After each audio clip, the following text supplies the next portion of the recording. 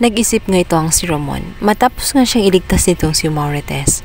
Dahil sa kabila ng lahat ng mga nangyayari at sa loob ng 20 taon ay hindi niya inaasahan na hanggang ngayon ay nagdurusa pa rin siya sa sakit na dulot niya, kung saan nawalang hiya siya nitong si Ramon.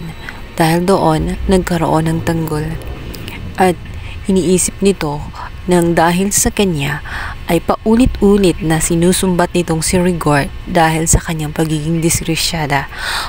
Ang tingin ngayon ni Rigor sa kanya ay napakaduming babae, kung kaya't nagawa siyang pagtaksilan nitong si Rigor. Kaya naman naisip nitong si Ramon na dahil sa kanyang nagawa at ligtas siya ng mga time na iyon ay babawi siya.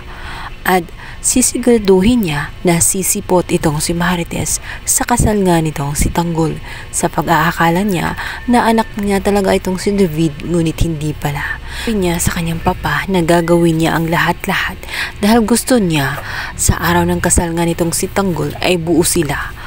Nandyan ang kanyang ama at ina, kung kaya't gagawa siya ng paraan makarating lamang itong si Marites. Sa kabilang banda, bago ang kasal nga nitong si David, noong mga gabing yun ay dumating siya na tela pagod na pagod.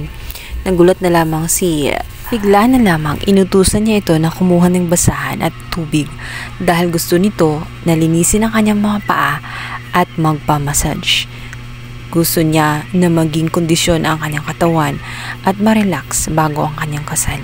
Walang kamali-malay itong si Camille sa kanyang pinagdaraanan kung saan ang kanyang asawa ay magpapakasal na pala sa iba. Matapos nga ang pangyayaring iyon, dahil nagdududa itong si Camille sa kinikilos ng kanyang asawang si David, bago ito matulog ay kinalkal niya ang bag nitong si David at dito niya matutuklasan na may kasal na magaganap.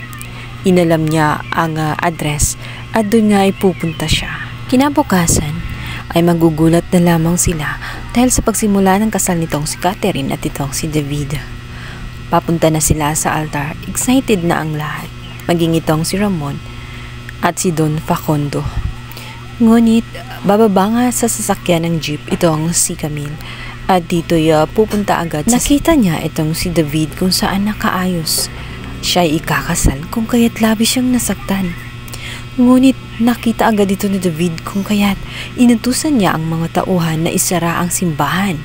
Bago pa man makapasok itong si Camille, kawawang Camille, hanggang sigaw na lamang siya. Sinabi niya rito na hindi dapat matutuloy ang kasal dahil buntis siya. Siya dapat ang pinakasalan nitong si David.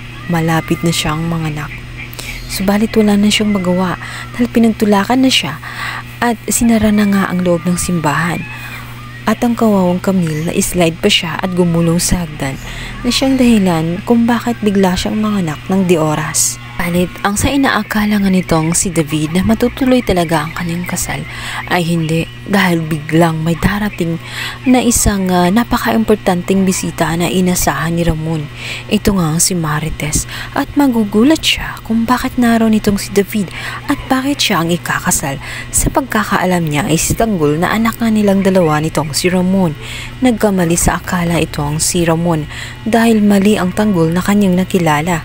Siya ay si David, ang kanyang anak din kay Rigor.